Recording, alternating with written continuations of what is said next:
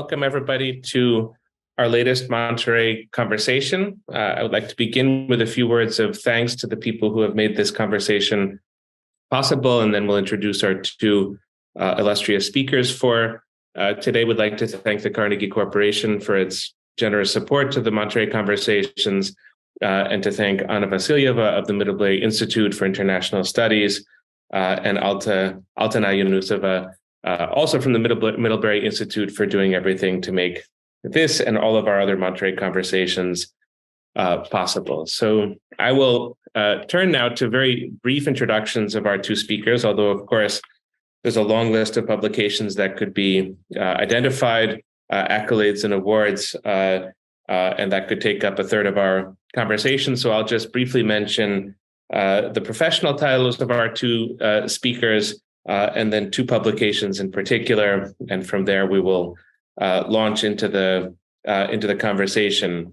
Roughly 40 minutes from now, I'll invite questions from the audience to be sent into the Q&A function or to the chat function for an open discussion for the last half hour of today's conversation. So interestingly, or coincidentally perhaps, in 2017, each of our speakers, Professor Karl Schlögel, Professor Emeritus at the European University Viadrina, Frankfurt under Oder, and Yuri Slezkine, Professor at the Graduate School of UC Berkeley. In 2017, each of these two scholars published a landmark book in the field of Soviet history. This would be The Soviet Century, which appeared in German by Professor Schlögel in 2017, and has very recently appeared with Princeton University Press in an English translation. So it's a 2023 publication in English. And in 2017, Professor Slezkine published The House of Government, also with Princeton University Press.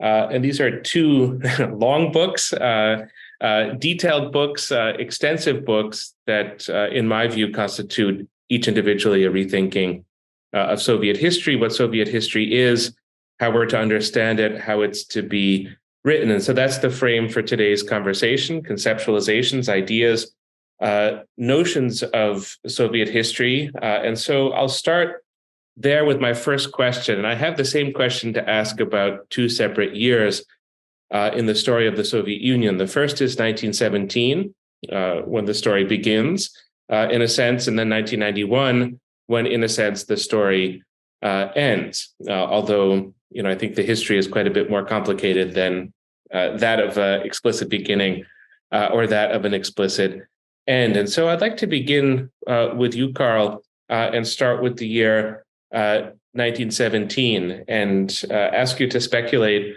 a bit about how you see this transition, how you've tried to write about it in the Soviet century. I would just emphasize, as a part of this question, how much of the Soviet century includes history that is prior to 1917, how often the book turns its gaze back to the history of the Russian Empire and to those aspects of the Soviet story that are pre-Soviet. So that makes me very much wish to ask you about the year 1917 and how you approach this moment of transition that at the same time contains important continuities with the past. So I'll begin with you, Karl, about the year 1917. Yeah, thank you first for inviting me to the Monterey Conversation, and I will try to answer the questions. I hope that I can do it.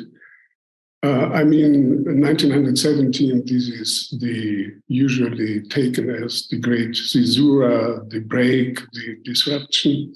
But when I started with Russian history, not only in this book, one of my earlier books was about Petersburg as a laboratorium of modernity. And I learned that usually this caesura is a caesura, a change of power, a change of mood, but societies cannot change from one day to another one or from one year to the next one. So I learned very early that there are continuities, that there are ways of longue durée, which Brodel was talking about. And so there are existing continuities which usually are not taken into account, writing about revolution and the end of the Soviet Union. So I was in a certain way well prepared, but in this book I decided to make just one episode, 2 episodes about the place of the events in 1917 to take over power, which took place in some sites, the banks, the palaces, the railway stations, the prospects, etc. This was the time of events. But a second piece I wrote about the splitting or the divide of Russian culture, which was for me very characteristic in the forced exile of Russian intellectuals, public intellectuals of the Silver Age, sent personally by Lenin, Dzerzhinsky, Uritsky, and others, Trotsky, out of Petrograd and sent on the steamship to Stettin and then Berlin. And this divide to exile forcibly personalities very characteristic for the splendor, the greatness of the late, the culture of the late Tsarist Empire. That's for me a very characteristic process. The exile, the forced emigration of characteristic personalities of Russian culture and Russian thinking, and characteristic for the loss of intellectual power and strength of Russian culture, which in my view around the century was a leading cultural power in Europe, first time, I would say. So I experienced, these were characteristic anecdotal scenes where I tried to explain how I understood this break and at the same time continues. And concerning 1991, I experienced the August in 1991 when I was there on the place, and the late 80s when I felt that the Soviet Union is coming to age, and the agony and at the same time the takeoff of a new culture. So the late 80s, the late years of the Soviet Union were for me very, very important. And I got the inspiration that Russia could come back to become a leading cultural power in a process of regeneration, of reuniting all creative powers. And so I was very hopeful in the late 80s and early 90s, despite the chaos and turmoil of these times of trouble. There were times of trouble, and I understand and I understood quite well the brutalities of the changing time, the disruption, the end of life, the ways of life of many people, even in the circle of my colleagues and friends. But at the same time, it was a time of taking off again. And so I was believing that the Russian society would be able to come to terms with this chaos, that they had an ability of coping with crises, of being able to to come to terms with unbelievable, complicated situations. So I believed in the capacity of opening the society and reorganizing the entire social fabric. And so the real shock for me was, I have to say, not the Chechen War. It was not the Second Chechen War or Georgia. The shock for me was when I was in 2013, 2014 in Ukraine. I could not believe that this would happen. And the same now, 1 year ago, in 24th of February. But I want to say that this book, The Soviet Century, it was not written it was written to come to terms, to understand what I have collected of impressions, of acquaintances, of knowledge, all over my life. I have been first time in the Soviet Union as a young man, as a student in '66, traveling from Bavaria to Moscow. And I always felt very well in the Soviet Union. I never was in favor of the Soviet system. As a member and activist of the student movement, we were not very sympathetic with the Soviet model of socialism. But I felt in many ways over the years at home there. And so it is a book, I would say, I tried to understand, to come to terms with my impressions and with the library in my head. I mean, we had read everything about Russia, the Soviet Union, in different schools, in seminars. And I navigated over all these places with libraries in my head, and during my archival studies and my studies in Moscow and in Leningrad. So maybe you are interested in why this book is written mainly not in a chronological order, but traveling, going across on the surface of the Soviet Union. It has always been my spontaneous way of exploring, of studying, of reflecting, and all what I saw. It was not only documents, archival matters, books, memories. I had to go to places where all this happened, where all these people lived, and where this history took place in a literal sense. So it's a book,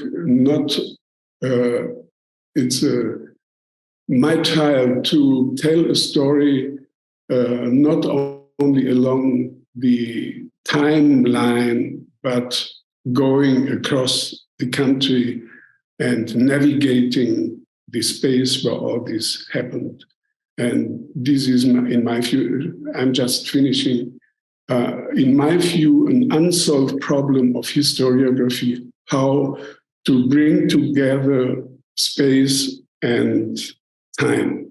And just finishing, I would say, maybe there was a place where Yuri and I met somewhere, imaginary, because when I'm fascinated by the book he has written, you have written, Yuri, about Dom Naberezhny. Maybe we have been sometime at the same place in this Dom Pravitelstva. When I visited, for instance, Jan Vogele, the philosopher from Moskovsky Государственный университет имени Lomonosova, he was the son of Vogele, Heinrich Vogele, the avant-garde painter, coming from Germany, going to Russia in the 20s, but he died in a camp in Kazakhstan. But his son had still his apartment in the Dom Pravitelstva, and of course I have been there several times. I have seen this small museum, and I understood when I read your book that the importance of a place to tell the story of people on place is very important, and you can tell the story in many ways. You told us, I understood at that time, in the form of the telling the life stories of dozens and hundreds of individuals coming together in this place, living there, and sometimes, and in many ways, dying and ending at this place. So maybe we can discuss in this conversation about the importance of historiography, which tries to bring together time and space, that history takes place, which is very important, and to break the spontaneous dominance of the timeline, of the time, and to bring back space into historiography. And I'm not an apologist, or I'm not in favor of a special term, to say it clear in the beginning, but to bring together all dimensions of real life into a kind of integral history, or histoire totale, to bring together all senses: sound, the visual, the olfactorial, the scent, scentscapes, landscapes, soundscapes, etc. We have to open up the repertoire of writing history. So maybe I can finish here. For those who haven't yet read Karl's book, The Story of Chanel No. 5, and its connection to the Soviet century, I'll just mention it, but we'll use that as a teaser for those who haven't read the book, because it can be discovered, that story, in the pages of this book. I just wanted to draw two points which you've already emphasized, Karl. The one, the importance of place, and then your sense, as you said, that when you spent time in the Soviet Union, you felt at home there. That, of course, takes us in a very natural way to the House of Government as very much a place in Moscow, and maybe not the conventional home that most would think of sort of first off, but a home to many. And of course, the site, Yuri, of your book, The House of Government. And we'll also pose the question about 1917 to you, Yuri, as well. I'm reminded in your book about the sort of rediscovery of many of your subjects of Goethe and Goethe's Faust in moments of duress in the 1920s and 30s, which is, of course, an aspect of their pre-revolutionary learning and education that still mattered to them in the Soviet Union, and seems at the very least one kind of continuity that you sketch and indicate in your book, and I'm sure there are many others. So let's pass the baton to you, Yuri, in terms of 1917 and the beginning of the story, and your thoughts about how to conceptualize this moment. Of course, 1917 is an important turning point, or rather it was an important turning point for my characters, for the Bolsheviks. And so it was important for me. But the main organizing principle of my book, and the same is true in a different way of Karl's book, is space. So a particular house, particular apartments within that house, and particular individuals within those apartments and their lives. And so there are a number of turning points, and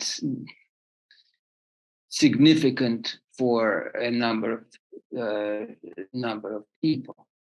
1917, obviously, insofar as Soviet history is about the Bolsheviks, or rather about the state that the Bolsheviks built, then the year the Bolsheviks came to power is important. And 1991, the year that building began to crumble, is important as well. But I think Karl's book and mine are not the best sort of examples of that important dates-based approach. I suppose I could have started my book with the first designs of that building, or with the early phase of construction, or perhaps with 1917, when my characters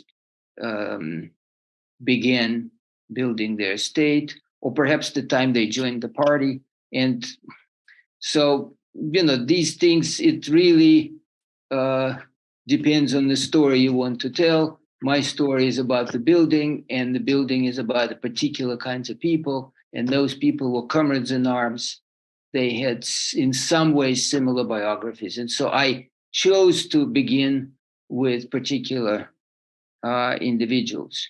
Although, of course, the place where the house would end up being built is crucially important. And I think that's actually the very first chapter is about the place. But the story begins to unfold when I introduce the characters. And that's, I think, very interesting as a contrast between our books, which I think have a great deal in common. And that is that mine is organized around one building. And Karl, as she said, travels across space, across the Soviet Union, and it's a circuitous voyage, right? It takes the reader, Karl takes the reader in a variety of directions, and we go up and down, hither and thither. And he mentioned landscapes and scentscapes and so on. And I was wondering, this is my question to Karl, if you have considered turning your project into an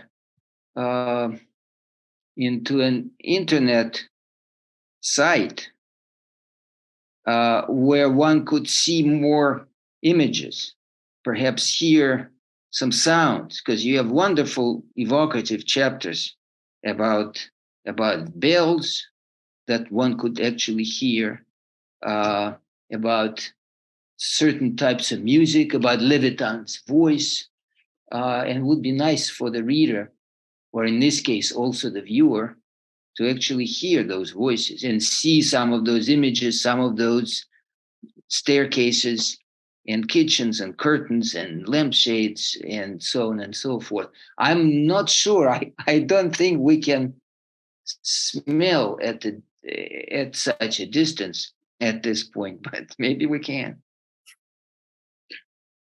Yeah, I understood. Can I make an intervention or question?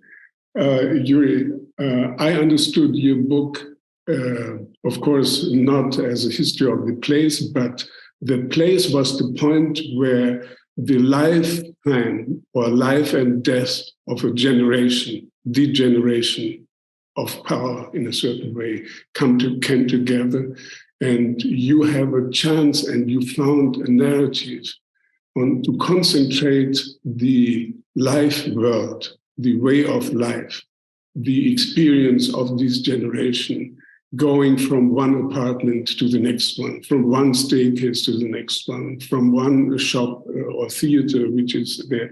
So it's a way of telling a story of the generation in their way of life, in their thinking, in their familiar attitudes, in their interrelationships, etc., etc. So I think I understood it quite well. And you are asking about telling or asking the possibilities of internet.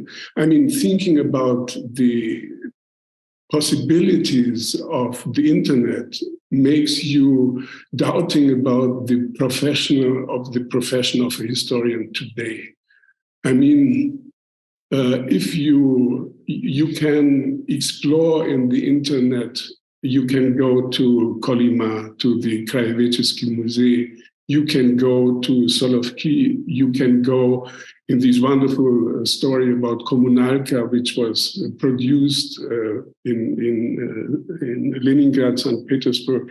So the question is, the job of the historian, is the historian superfluous? Is he still necessary? I would say yes. Our job is not just to navigate and to bring together these different images. We have to try to enter a time, the space of a time of a generation, and to bring together the experiences of this generation or this period. And this is not only navigate and to jump from one image to the other one or from one scenario to another one, but to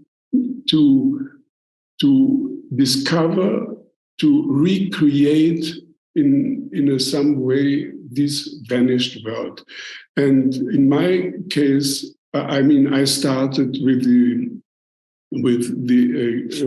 going about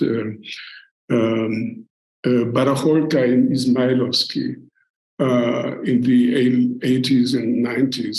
You could find there objects, materials on this bazaar, the fragments in a certain way, the fragments of the empire, of a vanishing world.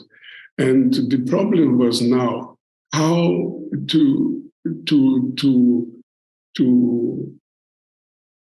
discover, to select, to bring together all these fragments and bring them together. And the ideas or the narrative is to go from this collecting of different fragments, to collect them and to analyze and to bring it to a museum imaginaire at the end. And so you can,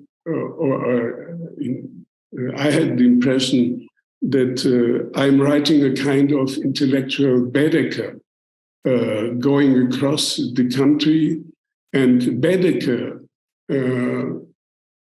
for many intellectuals, the Baedeker is a vulgar form, a banal form of telling, of showing and exploring. In my view, the Baedeker is one form which tries to integrate information, advices, precise information to show not only images or person, biographies, but it is a way to represent complexity.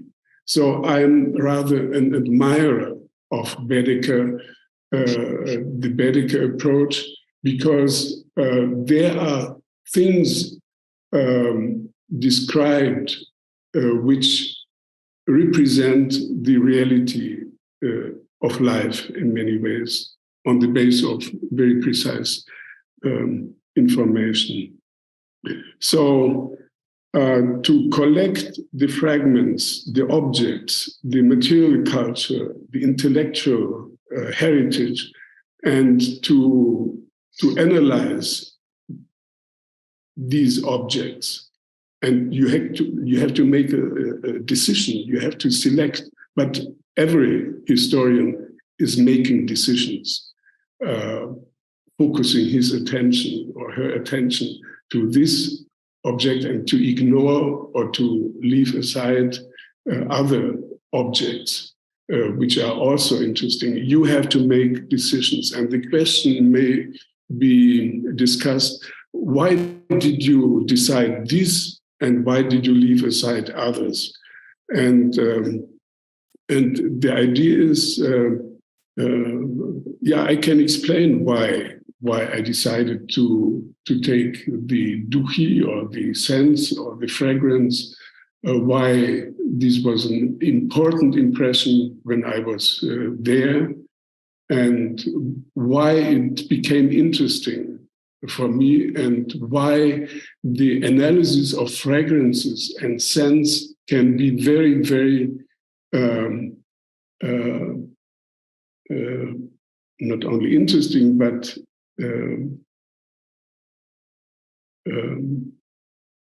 telling a story in a different way, that social change, that class warfare, that is also expressed in sense, in fashion, etc. So we have many ways, and I'm just interested in using the repertoire, the diapason of many ways of looking, excavating, collecting, exposing, and finally, I would like to have that, and I'm convinced someday there will be the musée, not only imaginaire, but a real museum where we can walk from one hall to the other one and to look at and to make our conclusions. And this, I'm just finishing, this is also very important. It's showing the objects, not only material, but also intellectual, etc., culture, and you can make your conclusions. And it's a way of telling the story, I have to say, beyond ideological or moralizing framing. You have be confronted with the objects. You can go around the objects, and you have to give an interpretation. And this can be everything. This can be a monastery which has changed into a prison and is now again a monastery. It can be a bottle of fragrance. It can be architectural style. So, but you have to create or recreate this universe, and it's not just ad libitum. I have decided these, let's say, 30 or 40 stories, and I hope that something which has been left out by the historiography of the political institutions, by organizations, etc., to bring it back to historiography. And the question for me was, why did we not have, until the end of the Soviet Union, one dissertation about Kommunalka? Yeah, maybe I'm wrong, but it was a great enigma for me. Why not in the Soviet Union? This I can understand, but also in Soviet studies, in the historiography of the Soviet Union in the West, we did not have one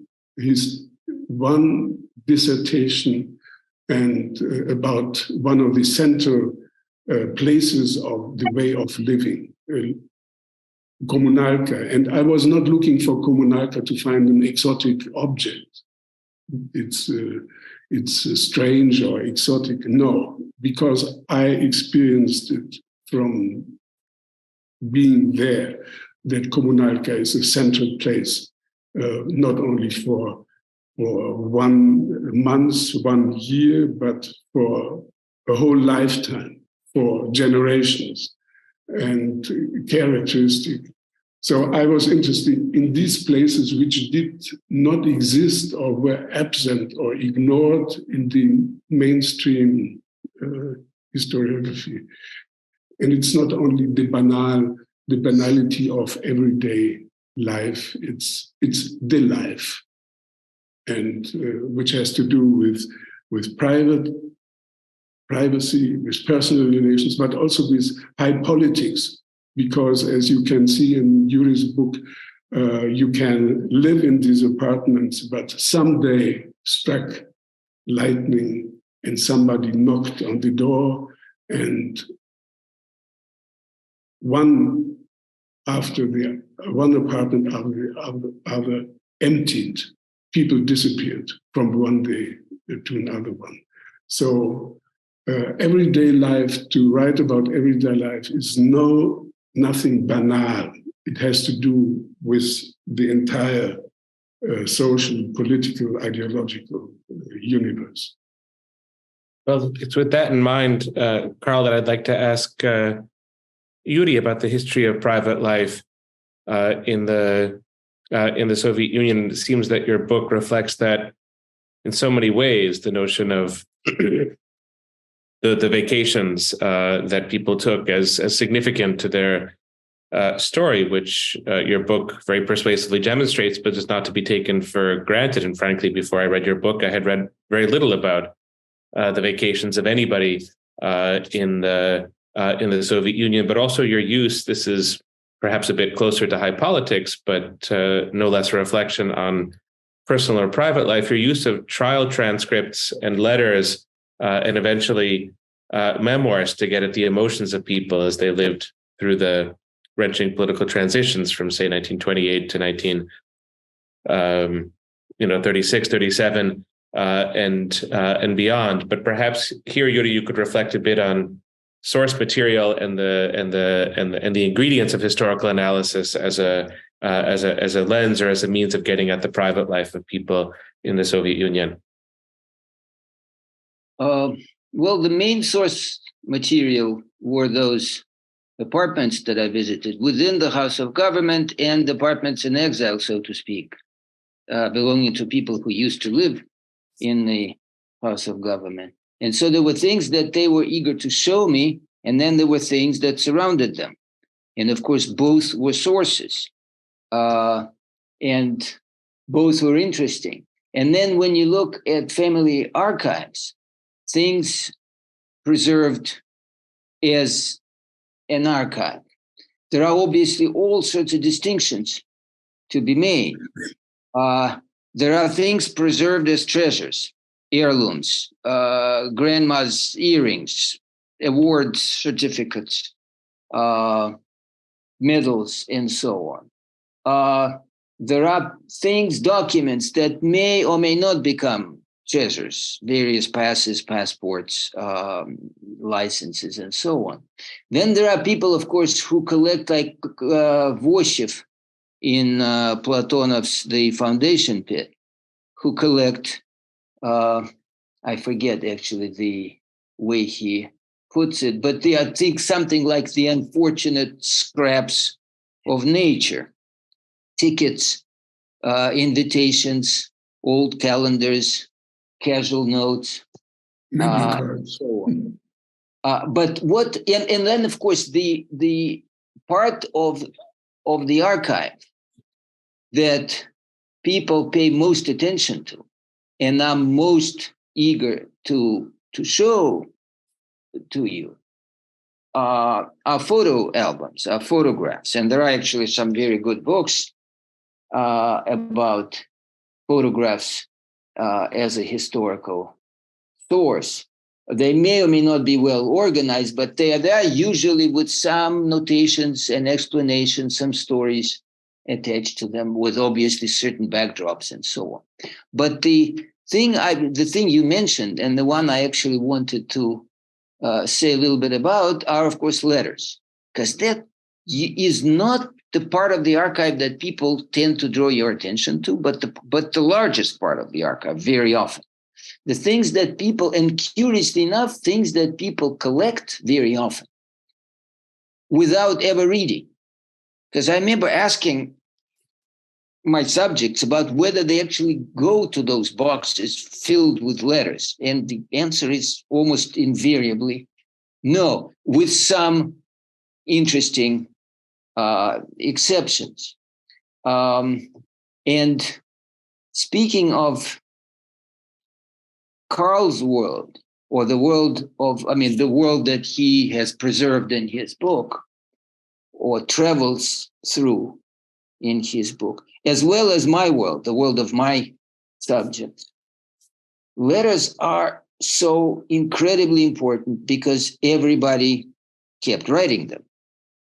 One way in which the Soviet Union was held together was through letter writing, especially since starting in the early 1930s, correspondence with people outside the country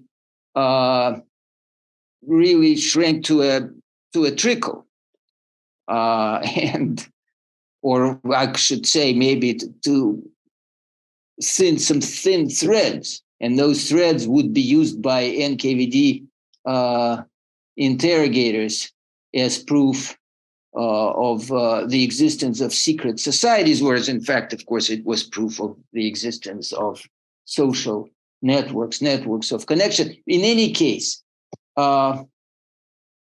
people were not only writing letters to or receiving letters. And this is another actually important caveat, is that in family archives, most letters that you see are half the correspondence, right? You do not see letters sent by your subject. You see mostly the letters received. And so that's as interesting and sort of worthy of analysis and some reflection, that you see half a life. But it's a very rich for the 20th century. Now, of course, things are changing. And this is apropos of what I was asking Karl about his book, and then what he had to say about museums and so on. But for the 20th century, writing is central to people's lives. And to take my characters as examples, the House of Government, of course, that's where the elite resided. And so all sorts of old school friends and Civil War comrades in arms would write to them with various requests, distant relatives asking for things and so on. Then, of course, virtually none of them was a Muscovite to begin with, and so they had relatives back home. And many of them would come and actually move in with them, but most of them would stay wherever, and then they kept traveling, and then they would keep writing letters. But by far the largest proportion of those letters are letters written by the members of the immediate household as they would go on vacation. You mentioned vacation. Yeah, of course, Bolshevik officials kept traveling around the country and would write letters back home, as well as writing letters to Comrade Stalin and their Politburo or whatever it is, commissariat colleagues. So letter writing was going on any number of levels. But what you usually see outside the institutional archives in people's homes are letters written by immediate family members who are on vacation, children writing from summer camps or from dachas, wives going to sanatoria writing to their husbands, grandmothers who are usually with children somewhere traveling. And people try to restore intimacy, and that's how you find out about private life, among other ways of getting at it, is that it's an important way of sort of maintaining, or rather sort of reproducing intimacy and connection. Because people describe, at least certainly Soviet people in the 1930s, would describe in great detail what they ate, their meals, their walks, the people they would meet, and of course what they were reading. So Soviet citizens, certainly the elite types, were reading and writing all the time. And so we get to see those books that they were reading on their bookshelves today, and I certainly did when I would interview them.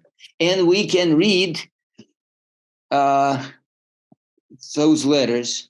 And maybe just to conclude, most letters are just sitting there somewhere in shoeboxes. Sometimes, very rarely, they're organized by sender and or date. But then, of course, there are special letters that are reread more or less ritualistically. Letters from the prematurely deceased, letters from the front, and letters from prison. Letters that are sometimes read aloud to children or grandchildren or passed around. And then finally, one of my favorite sources were letters, secret letters to secret lovers. There are, so to speak, official love letters that represent the beginning of current bonds, sort of sacred beginnings of what would transpire in public. But these letters to secret lovers are remarkable. They are similar to diaries. They are very special sources because they presuppose or sort of hint at particular intimacy and immediacy and emotional authenticity and confessional consistency. And it's all the more interesting in the case of the Bolsheviks, who in many cases spent their lives struggling against ambivalence. And there they were emphasizing the duality of the world, the contrast between the hidden and whatever is on display, between the authentic and the inauthentic,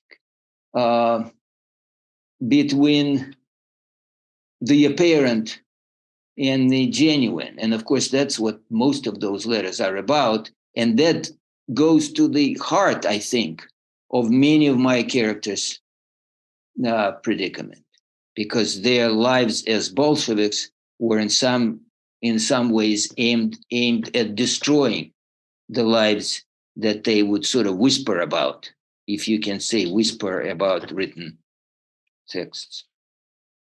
Well, I'd like to take a phrase of yours, Yuri, the struggle against ambivalence, and sort of repurpose it in a moment. But I did want to invite from our audience questions to be sent in either to the chat function or to the Q&A function. We'll be happy to ask the questions after I ask one final question of my own, but it's with the struggle against ambivalence in mind. It seems like Western interpreters have their own struggle against ambivalence when it comes to the Soviet Union. And it can be described as a fairly categorical view of Soviet intellectual life, which is what I'd like to ask you both about. And obviously, ideological formation when it comes to a country like the Soviet Union has been a preoccupation, I think, of those long books by Adam Ulam about the Bolsheviks, and many in that mold of detailed explorations from Karl Marx to the sort of generation of the Bolsheviks before the revolution to the revolution and beyond, about how ideology formed. That's sort of one categorical pole in Western readings of the Soviet story. And the other categorical pole is resistance, sort of very overt efforts to oppose Soviet power from within, whether this would be the writing of Solzhenitsyn's The Gulag Archipelago, or after the fact, the sort of discovery of Vasily Grossman's great novels, and the many things that could be characterized as sort of dissident culture. But there's a lot in between those two categorical poles. And I'll start with you, Karl. In this regard, you have a section in your book about the in-between worlds of the Soviet Union, the worlds that were not quite this and not quite that. And I wanted to ask you about your understanding of Soviet intellectual history and how you incorporate it into either the Soviet Century or the other publications that you've done, because to me, it seems to be so much more. These two poles matter of ideology and resistance to ideology, but there's so much more in your books to the story than those two poles. So I'd like to start with you, Karl, and then I'll pose the question in a moment to you, Yuri. Yeah, the in-between worlds, this section deals mainly with how to say, places which did not belong to the one end or the other world. I mean, this is about the world of the ghetto or the island of the diplomats, correspondents looking on what is going on around in Moscow and in the Soviet Union.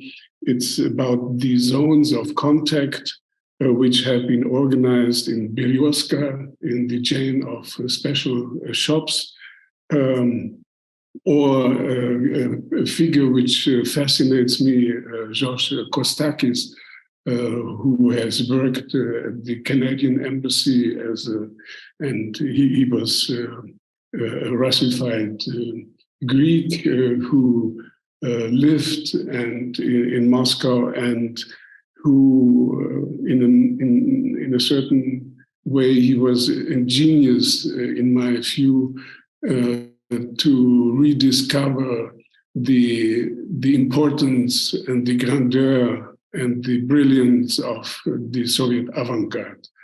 I mean, he belonging to the Russian and Soviet world, at the same time having contacts with his family outside and with the diplomatic corps and the world of correspondence. So it would be necessary to discover more of these intermediary spaces.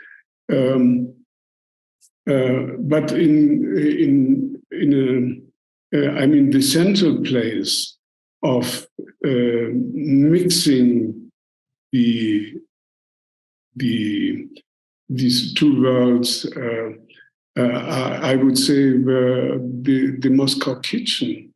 I mean, this was a place where, at least in the late years of the Soviet Union, you could meet people from different strata or milieus, and it was always a place where you had to navigate between doing something which was prohibited, and you had to find out the fine line between what is allowed and what is not. So there had been spaces where these where has been created a space of free thinking by people who knew the risks of these attitudes and this behavior. I mean, the genesis of the samizdat literature, that people worked weeks of typing and copying manuscripts and distributing among their friends and colleagues. So there has been I wouldn't say there has been a counterculture, dissident culture, but there has been a space in between, and I would characterize rather as muddling through to cope with the vicissitudes and the problems of not open society. And I mean, it's very different. The situation in the 60s and the late 80s was quite different, of course, from what was in the 20s or even in the 30s. So there are different stages of creating these spaces. And in general, I think we know not enough about these spaces. For instance, I was very surprised what kind of literature has been translated in the 30s. I did not know that Le Temps Perdu has been translated, or that books by Joyce or other decadent in the official language, or even in the prison library in Lubyanka, as we know from letters from Bukharin and others, there have been has been literature which I never could imagine that they would be in the inner prison of Lubyanka. But this is not saying that that it was. I do not want to say that that there was freedom, but we have to understand that there was always, at the same time, a way of arrangements, to making arrangements, to co-opt, to use privileges, to muddling through, I would say, and in between the positions of conformistic attitude and on one side and the dissident opposition on the other side. So, yeah, so. Thank you. And let me turn the question back over to Yuri in terms of intellectual life. Perhaps you'd like to develop the idea that you mentioned at the end of your last comment about the struggle against ambivalence, and yet the recurrence, the inevitability of ambivalence in the minds of the characters that you chronicle in the House of Government. But I have to say, upon reading the book, I was often surprised by the kind of intellectual culture that they embodied, because I think I was so taken by the Adam Ulam model where they were Bolsheviks 100% of the time, but your book demonstrates a different reality. So I'm curious to see how you came up with this sort of, this intellectual landscape that's, sort of richer and more three-dimensional than, in my opinion, than in previous iterations of Soviet historiography. Well, actually, my memory of Adam Ulam's The Bolsheviks is somewhat different. It's been a very long time since I read it, but there was, I think, a great deal about Bolsheviks as human beings, as individuals. I remember some very vivid portraits. I remember some stories about human relationships, about Lenin and Krupskaya and so on. But generally, of course, and this is to add to what Karl was saying. I mean, most human life takes place in between. It's very hard to posit the existence of two poles in human life and then look for something in between. Stalin was Koba to some. He was an old friend. He lived next door to the people he would lecture and in some cases have executed. They watched movies together.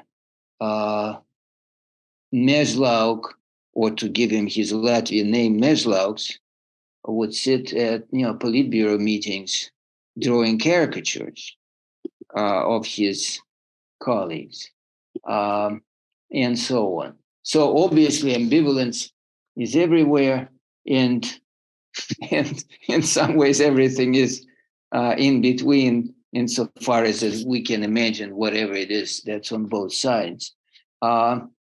And same, I think, there are degrees of freedom, you can say, if we can agree on what we mean by freedom, because speaking of those Moscow kitchens, and I fondly remember quite a few of them, including my own,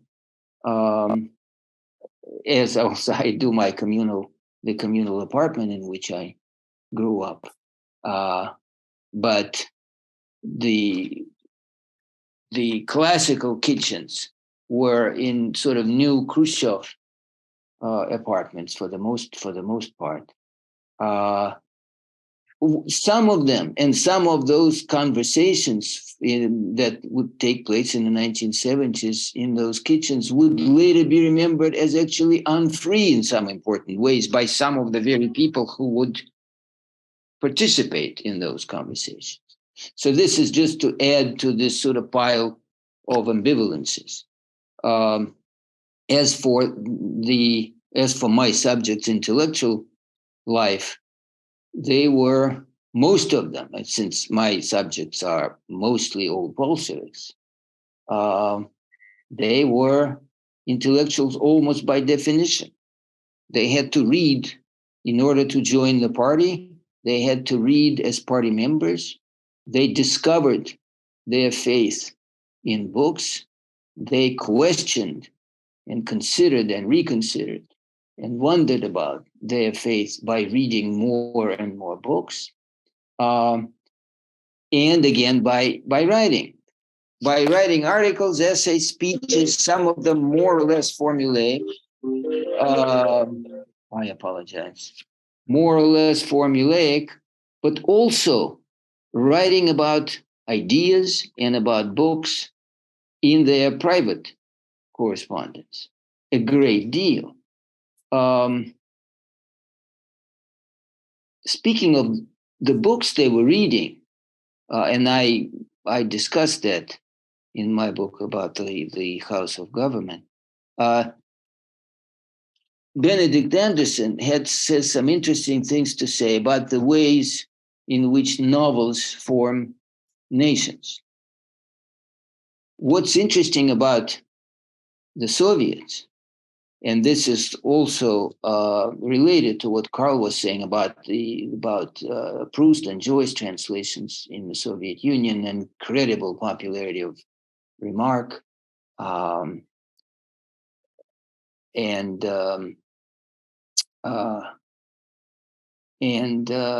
so many other Western writers, is that most elite Soviets were reading novels that formed other nations. Most of their reading was reading of foreign literature. Very few Soviet books were being read by those people. But anyway, I mean, to respond directly to your question about Soviet intellectual history, I'm not drawn toward classical intellectual history, but one could certainly, and one has, written all very interesting studies of Soviet thinkers, philosophers, including Bolsheviks. The most recent example is Ben Nathan's brilliant book about dissidents, a very creative and pioneering new way of looking at them as part of, among other things, of the history of the creation of the ideology of human rights, rather of sort of alternative sources of the creation of what for a while seemed to be the dominant ideology of today's world. Not so much anymore, it seems, but important nevertheless. Wonderful. Well, let me ask one additional question and also invite our two speakers to ask any questions they might wish to ask of each other. Karl, you mentioned the possibility that the two of you have met in some imaginary space.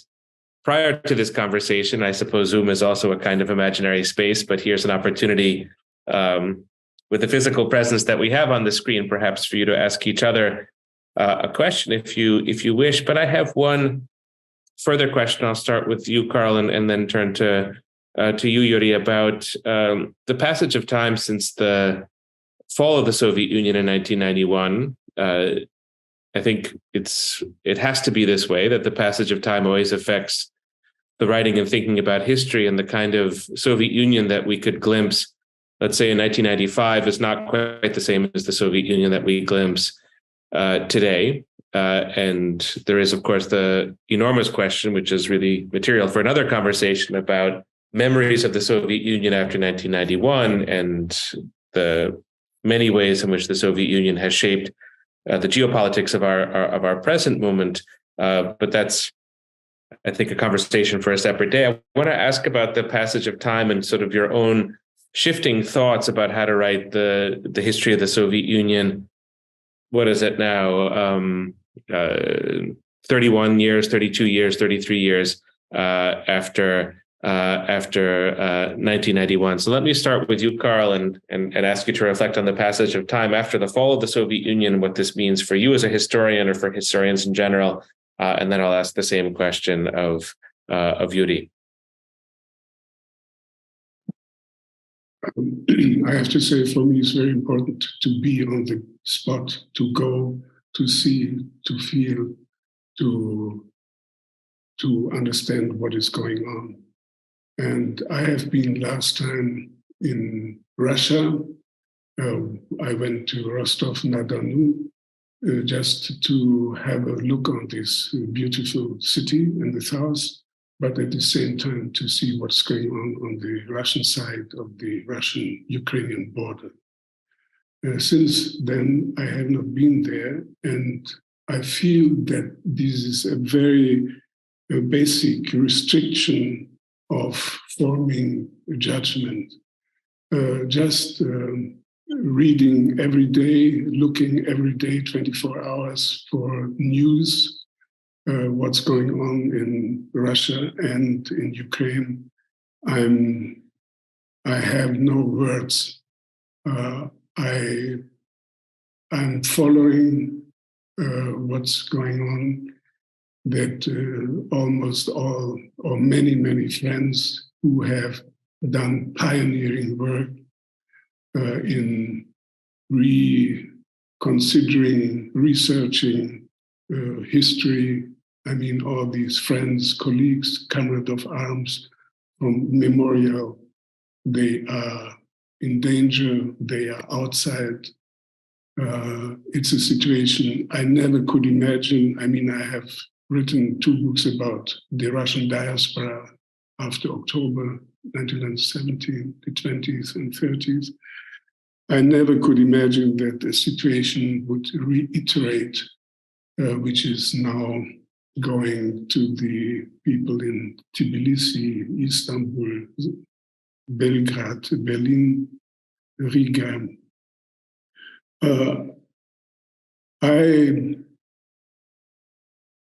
I do not understand what's going on. I cannot follow. I am in many ways depressed and have no words to describe what is going on in Russia media. I know that Vladimir Solovyov, Margarita Simonyan, etc. This is not Russia, but it is in Russia.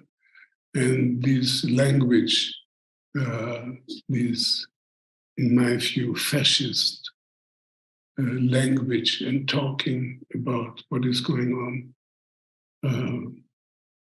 it's, for me, the starting point of re-entering Russian history. And I have to say, I had a plan, and it is still not a plan, but it's almost a book which is quite, had made some progress. I wanted always to write my history of Russia, and again based and related to space, a history of Russia along the Volga River. And I hope that someday I will come back to finish this book, because I have been there many times, from the source to the delta. And but I cannot. I mean, I can reproduce the words of the people on the top. I can repeat the words, the interviews, which I can follow in Durst and in other independent news agencies or TV programs. But I never could imagine that this war and this way of destruction and self-destruction of Russia could make this kind of progress. But I think it's not the last, it's not the end of the day. And I hope that something will happen. And I'm looking that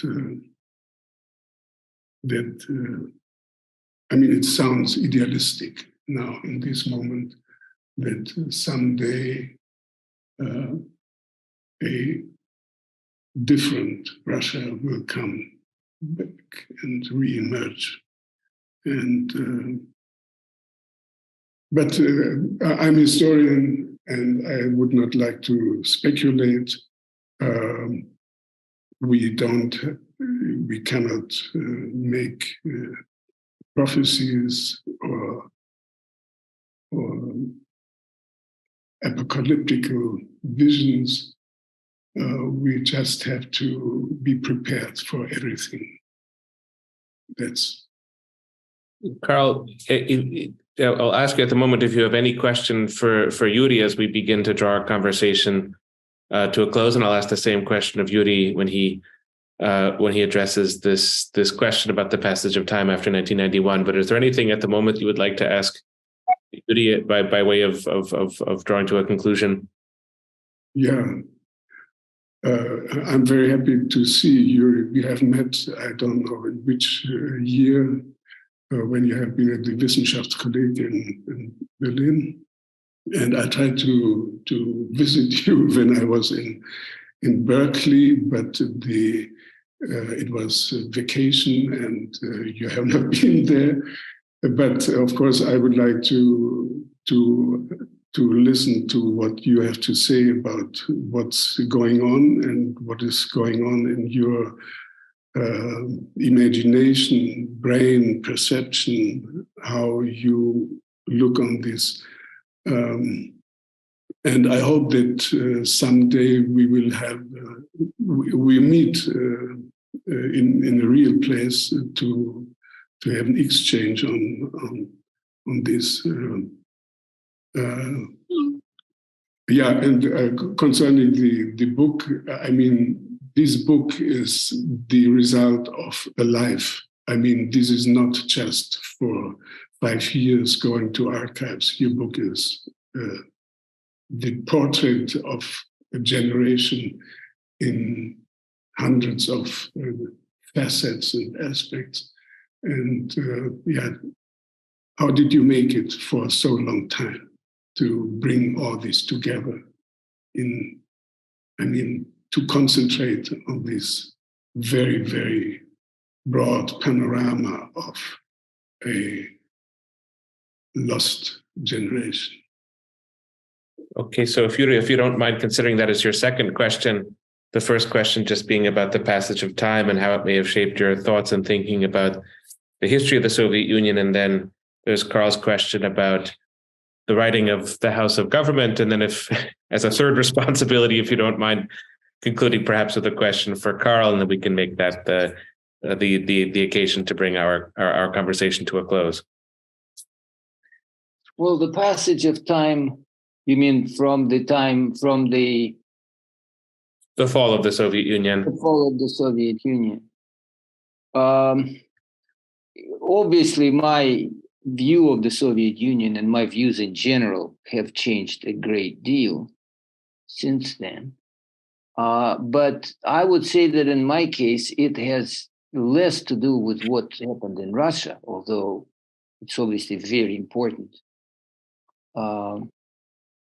than with my experience in the West. in the United States, because my view of Soviet life as I was living it was not really sustainable after some time in the West. My emotional view of the Soviet Union, my highly partisan view of Soviet history, my very superficial understanding of Soviet history, my focus on certain formulas and commonplaces and so on. So what changed was professional training as a historian, but more than that was the experience of living in the West and a greater perspective, I think, I hope, it gave me with regard to viewing life in Russia and in the Soviet Union.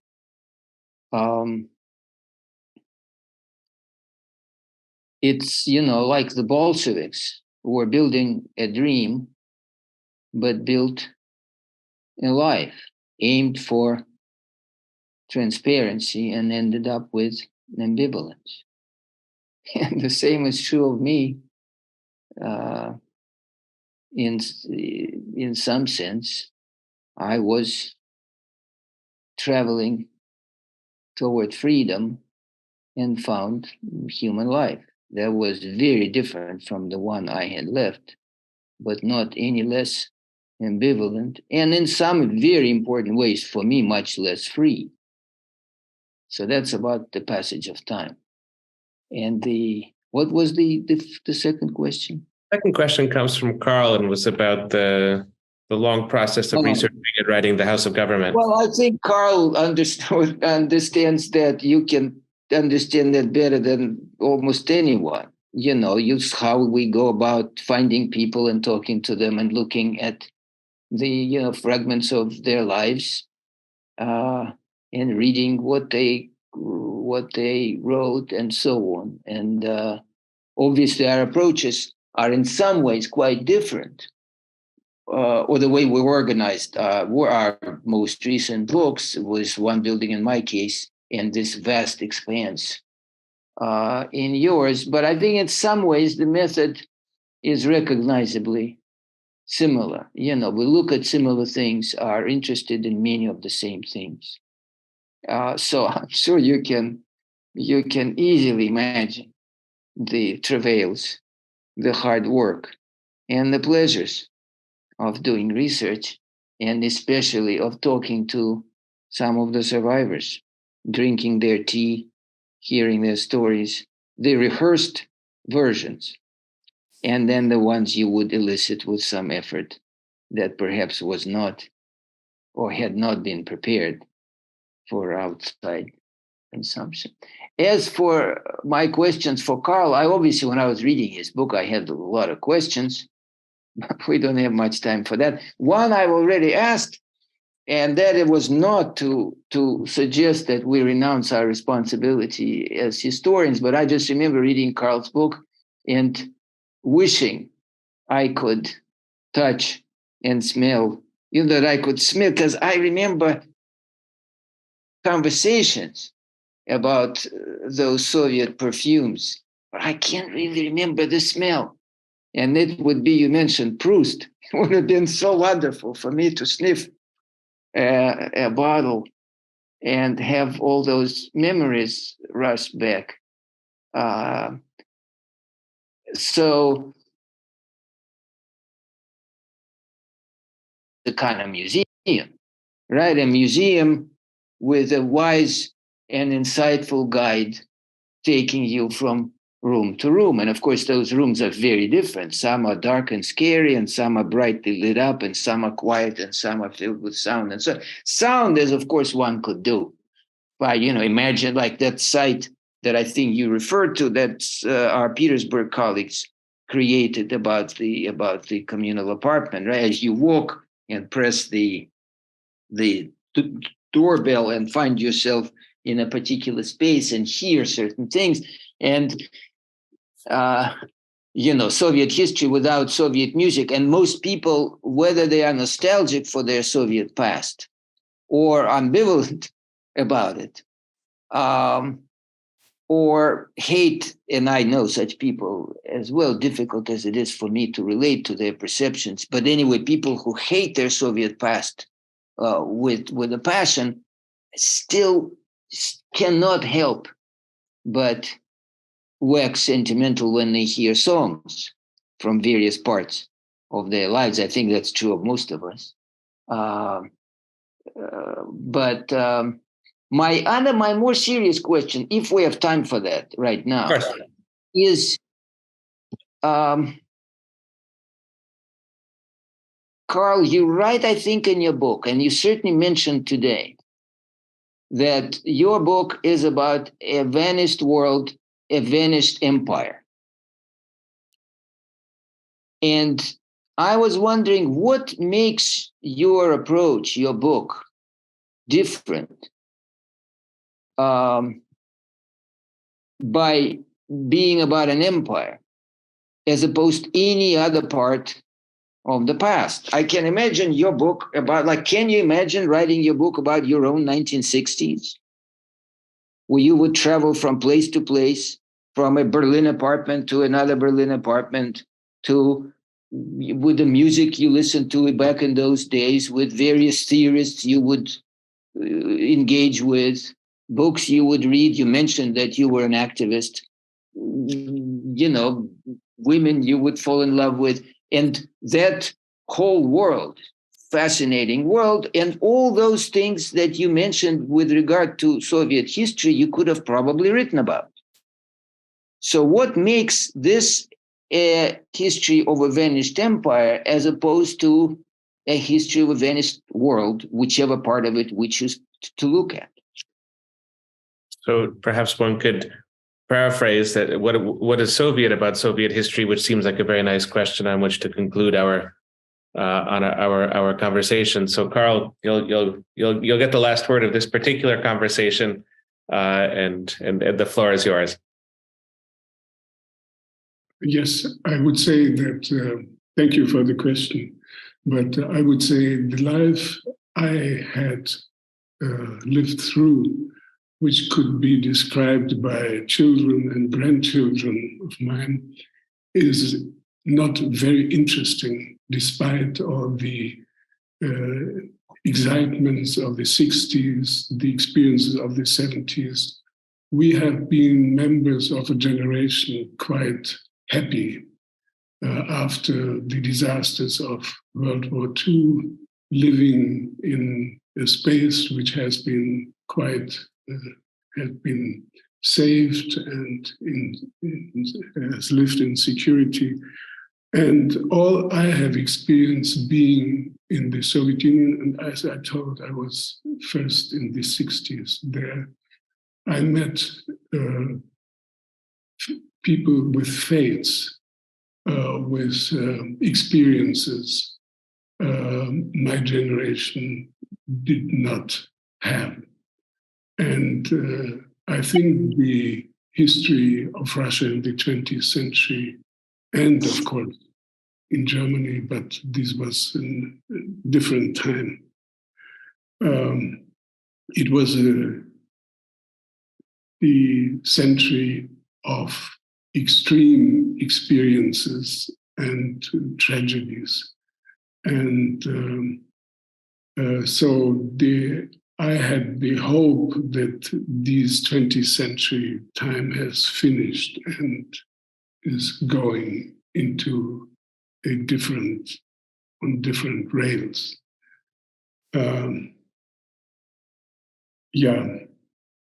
And just finishing about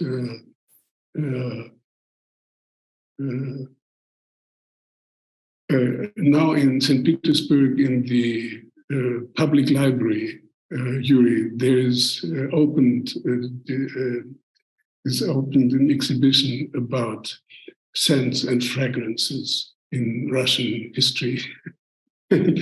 And I've just seen in TV that they are telling the story of the continuity of sense and fragrances. So maybe there are some subjects of common interest in these times of new conflict and division. Okay, well, thank you so much, Yuri and Karl, Professor Slezkine and Professor Schlögel. Thank you so much for your collective insight in this conversation. For those who are tuning in who have not read the books, The House of Government and the Soviet Century, I think that this conversation is an easy recommendation to do so. And for those who have had, I think it deepens our sense of what these two extraordinary books had to tell us in 2017 and have to tell us today. So thank you so much for joining us. Let me also just conclude by thanking the Carnegie Corporation again for its generous support for thinking, Anna Vasilyeva and Altena Yunusova of the Middlebury Institute for International Studies for their support. And most of all, thank you again to Karl and to Yuri for joining us. All right. Well, thank you, Michael. Thank you very much. Thank you, Karl. Very good to see both of you. Thank you. Goodbye to West Coast and to other places.